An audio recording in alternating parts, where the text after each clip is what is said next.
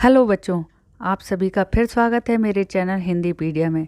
मैं डॉक्टर आरती कुलश्रेष्ठ, जो कि अपने लास्ट वीडियो को कंटिन्यू करते हुए क्लास 10th की हिंदी बुक क्षितिज के चैप्टर तुलसीदास जी द्वारा रचित लक्ष्मण परशुराम संवाद का अगला पार्ट एक्सप्लेन करूंगी। अब हम आगे के काव्यखंड में आपको लेके चलते हैं।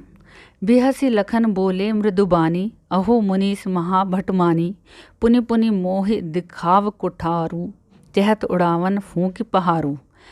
अब वो ये सब बातें तो परशुराम जी ने लक्ष्मण जी से कह दी, रामचंद्र जी भी वहाँ पर उपस्थित हैं। तो अब क्या, बिहसी यानी हंसकर, लखन यानी लक्ष्मण, बोले मृदुबानी यानी अपने हंसकर कोमल वाणी से लक्ष्मण जी कहने लगे। यानी एक तरह से ये जो मृदुबानी वर्ड है वो व्यंग के साथ में यहाँ पर इसका प्रयोग किया गया है। क्यों किया गया है वो आपको आगे की पंक्ति से स्पष्ट हो जाएगा। अहो मुनीस महाभटमानी, अहो यानी हे मुनीस यानी मुनिश्रेष्ठ, हे मुनिश्रेष्ठ परशुराम जी, मैं तो आपको यानी अत्यधिक महान, भटमानी यानी युद्ध करने वाला यानी योद्धा, मैं तो बहुत आपको महान योद्धा और युद्ध करने वाला व्यक्ति मानता था। पुनि पुनि मोहि दिखाव कुठारू, आप तो मुझे बार बार, मोहि यानी मुझे, दिखा रहे हैं, कुठारू यानी अपना फरसा, आप मुझे बार बार अपना ये फरसा या कुल्हाड़ी जिसे कहते हैं वो आप मुझे बार बार दिखा रहे हैं। आप तो ऐसे ही चेष्टा कर रहे हैं इसको मेरे को बार बार दिखाकर, जैसे कि चहत उड़ावन फूंक पहाड़ू, जैसे आप चाहते हो उड़ावन यानी उड़ाना, फूंक यानी फूंक कर, पहाड़ को, जैसे आप अपने फूंक मारकर पहाड़ को उड़ाना चाहते हैं, यानी फूंक से पहाड़ नहीं उड़ सकता। तो इसी तरह से अपने आप को लक्ष्मण जी अविचल, पहाड़ की तरह एक जगह स्थिर, दृढ़ एक जगह उपस्थित हो, ऐसा मान रहे हैं। और उनके जो ये इस तरह के जो उन्होंने वचन कहे हैं उनको वो फूंक के समान बता रहे हैं। तो आप तो अपने इन बार बार मेरे को फरसे की ओर दिखाकर बार बार मेरे को ललकार रहे हैं, कह रहे हैं कुछ भी, उससे ये लग रहा है कि आप ये अनावश्यक चेष्टा कर रहे हैं। आप ऐसा लगता है कि मानो फूंक से पहाड़ उड़ाना चाहते हो। यहाँ कुम्हड़वतिया को नाही, जे तर्जनी देख मरी जाई, देख कुठारू सरासन बाना, मैं कछु कहा सहित अभिमाना। वो कह रहे हैं यहाँ यानी यहाँ पर कुम्हड़वतिया एक पौधे का नाम होता है जिसे हिंदी में छुई कहते हैं और इंग्लिश में उसके लिए टच मी नॉट या मिमोसा बोला जाता है। तो वो कह रहे हैं यहाँ पर वो कोई छुई का पौधा नहीं है। यहाँ पर जे तर्जनी देख मर जाए, जो आपकी तर्जनी यानी उंगली, जो अंगूठे के पास की उंगली होती है जिसको हम तर्जनी बोलते हैं और इंग्लिश में उसके लिए इंडेक्स फिंगर बोला जाता है, तो वो आपको देखकर मर जाए। यानी जिस तरह से छुई का पौधा होता है उसके पास में उंगली लेके जाओ तो वो कुम्हला जाती है, मर जाती है, मतलब कुम्हला जाती है, मुरझा जाती है। तो वो कह रहे हैं कि यहाँ पर कोई इस स्वभाव का व्यक्ति नहीं है, यहाँ पर हम इस तरह से नहीं हैं कि आपके बार बार आप उंगली दिखाकर हमें संबोधित कर रहे हैं या फरसा दिखा रहे हैं, तो जो आपकी इन सब चेष्टाओं को देखकर हम मर जाएं। देख कुठारू सरासन बाना, मैंने तो आपके ये जो कुठारू यानी कुठार फरसा, सरासर बाना यानी धनुष और बाण, इनको देखकर मैं कछु कहा सहित अभिमाना, मैंने तो बहुत अब बड़ा आपको भारी क्षत्रिय समझ लिया था, क्योंकि क्षत्रिय लोग ही इस तरह की वेशभूषा धारण करते हैं। तो मैंने सोच लिया आप तो कोई बहुत बड़े योद्धा हैं या क्षत्रिय हैं, इसलिए मैंने भी आपके सामने बढ़ चढ़ के और अभिमान समेत कई बातें आपसे कह दी। लेकिन ऐसा नहीं है, आपकी सारी चेष्टाएं तो एक तरह से फूंक से पहाड़ उड़ाने के समान है। मैं अपनी जगह स्थिर हूँ, मैं आपके ईर्ष्या के क्रोध में आकर आपसे भयभीत नहीं हो जाऊँगा, इसलिए आप मुझे ऐसे करने की चेष्टा न करें। भृगुसुत समझ जनेऊ बिलोकी, जो कछु कहूँ सहूँ रिस रोकी।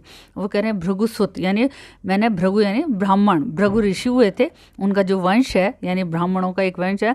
भृगुसुत समझ जनेऊ बिलोकी, मैंने तो आपको भृगुवंशी समझकर और जनेऊ बिलोकी, जनेऊ यानी जो एक जनेऊ कहते हैं यज्ञोपवीत को, जो कि हम कई लोगों को धारण किए देखते हैं, जो गर्दन से लेके कमर तक एक खास नियम और पूजा वगैरह के कारण से पहना जाता है, उसे हम जनेऊ बोलते हैं, यज्ञोपवीत बोलते हैं।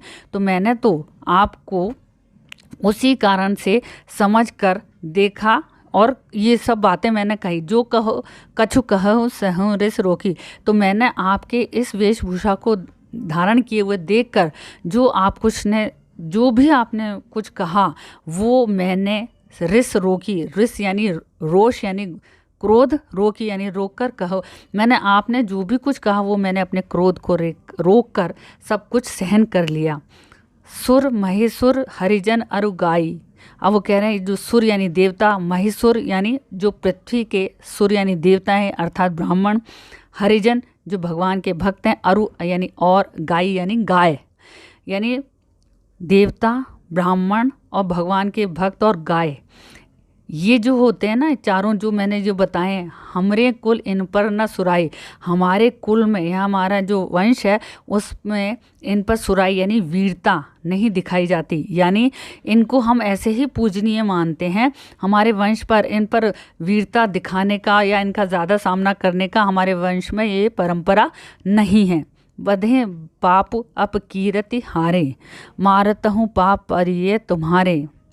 अब वो क्यों नहीं है उसका कारण बताते हुए क्या कह रहे हैं लक्ष्मण जी, वो कह रहे हैं परशुराम जी से बधें यानी वध कर देने पर, क्योंकि इन चारों का वध कर देने पर पाप लगता है। अपकीर्ति हारे, और इनसे हार जाने पर अपकीर्ति होती है यानी अपयश का सामना करना पड़ता है।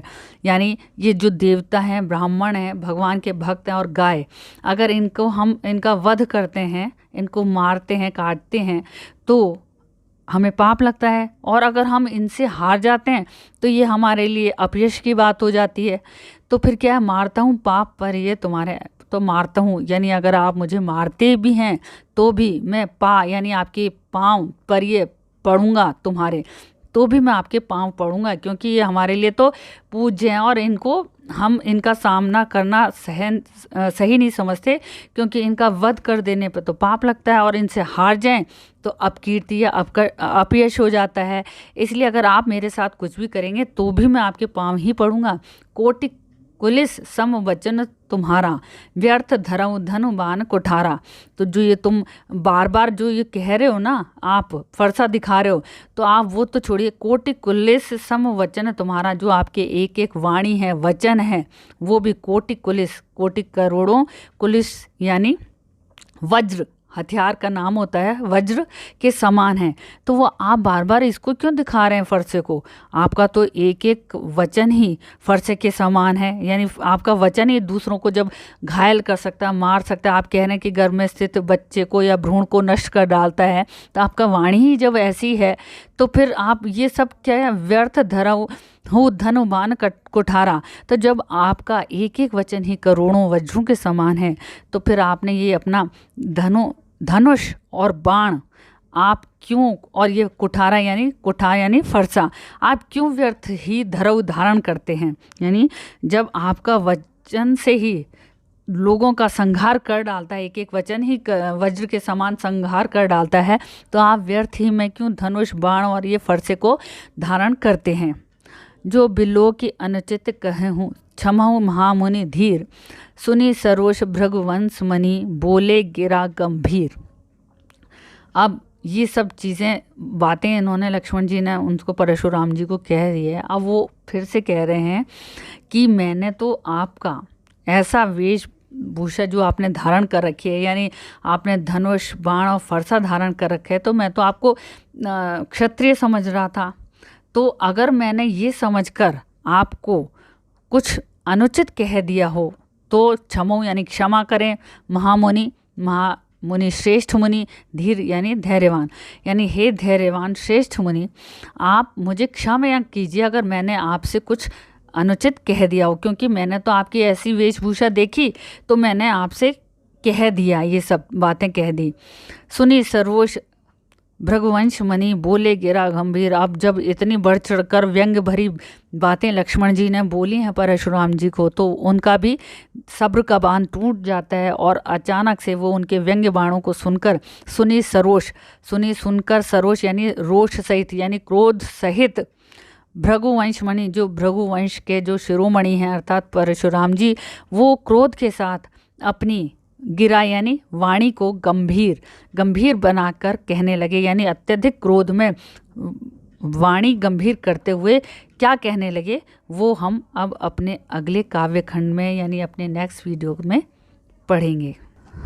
अब ये तो हमने इसका पढ़ लिया, लेकिन इसमें जो खास बात है या विशेष है वो क्या है? प्रस्तुत काव्य खंड में लक्ष्मण जी द्वारा जो व्यंग्योक्ति है कही गई है उसका सटीक वर्णन तुलसीदास जी ने बखूबी किया है। दूसरा, पुनि पुनि मोह दिखाव कुठारू, इसमें पुनरुक्ति प्रकाश अलंकार का प्रयोग हुआ है। अनुप्रास अलंकार कहाँ है? अनुप्रास अलंकार है मुनिस महाभट मानी जो कछु कहूँ सहूँ रिस रोकी। ये वाली जो पंक्तियाँ हैं इनमें अनुप्रास अलंकार का प्रयोग हुआ है। और ये तो अब आप जान ही गए होंगे, पहचानने लगे होंगे कि इसमें दोहा और चौपाई छंद का प्रयोग हुआ है। अब मैं अपना अगला काव्य खंड दूसरे वीडियो में प्रस्तुत करूँगी, तब तक आप उसकी प्रतीक्षा कीजिए। तो स्टूडेंट्स, ये तो था हमारा तुलसीदास जी द्वारा रचित रामचरितमानस महाकाव्य के बालकांड के लक्ष्मण परशुराम संवाद सर्ग से संबंधित कुछ काव्यांश और उसका मीनिंग। शेष काव्य खंड मैं अपने नेक्स्ट वीडियो में एक्सप्लेन करूँगी, लेकिन एक बार आपको फिर रिमाइंड करा दूँ कि यदि आप अभी भी मेरे इस चैनल को सब्सक्राइब नहीं कर पाए हैं तो फिर जल्द ही इसे सब्सक्राइब कीजिए और साथ ही इसे लाइक और शेयर भी कीजिए। Thank you.